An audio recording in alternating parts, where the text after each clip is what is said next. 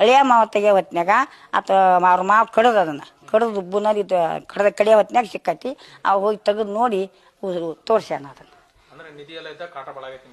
ಅದು ಒಳಗಿದ್ದು ಗೊತ್ತಿಲ್ಲ, ಈ ನಮ್ಗೆ ಅನಿಸುತ್ತ.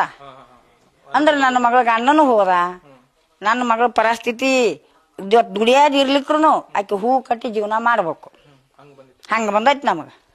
ಅದನ್ನ ನಾವು ಕರ್ಕೊಂಬಂದು ಬೇಡವ ನಾವು ಮಾಡ್ತೀವಿ ಅಂತೇಳಿ ನನ್ನ ಮನೆಗೆ ಇಟ್ಕೊಂಡಿದ್ದು ಈ ವರ್ಷದ ಆಗಲೇ ಭಾಳ ದಿನ ಆಯ್ತು.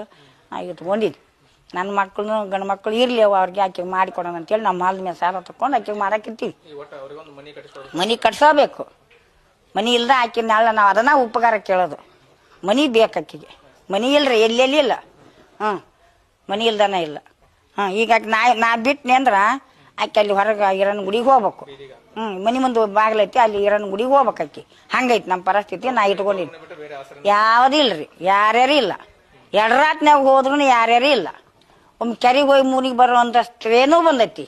ನಾವು ತೆಗೆದು ಬಿಟ್ಟಿವ. ನನ್ನ ಮಗಳೇನು ನಮ್ಮ ಮೂಗ ನಾ ಕಷ್ಟ ಕೊಡಬಾರ್ದು, ನಾ ಹೋಗಬಾರ್ದು, ಇದ್ರಾಗ ಇರ್ಬೇಕು ಅಂತೇಳಿ ಅಂದು ಆ ಕೆರೆಗೆ ಹೋಗಿ ಹೊಳ್ಳಿ ಬಂದಾಳಕ್ಕೆ. ಅಂಥ ಪರಿಸ್ಥಿತಿ ಬಂದೈತ್ರಿ ನಮ್ಗೆ. ಇದನ್ನು ಮಾತ್ರ ಕಂಡಿಗೆ ಹೇಳ್ತೀನಿ ನಾನಿನ್ನು.